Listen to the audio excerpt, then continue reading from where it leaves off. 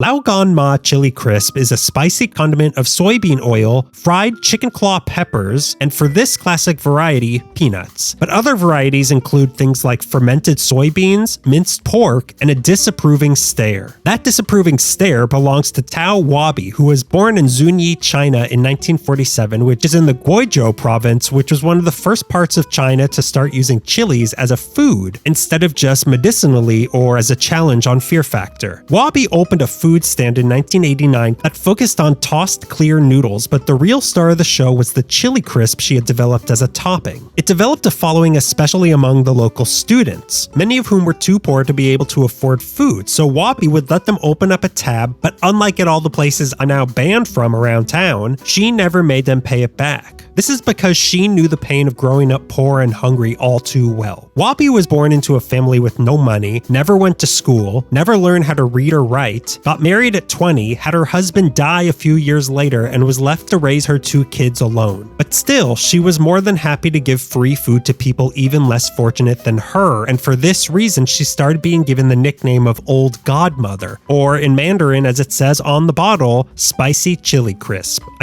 Lao Gan Ma. The reputation of her chili crisp grew further when a new highway opened up that ran through town, so now truckers spread the word all around China, and by 1996 she had ditched the stand to focus exclusively on making the chili, opening up a factory that eventually grew to around 4,000 employees producing chili crisps to be sold in over 30 countries, making her one of the richest women in China, worth over $1 billion US.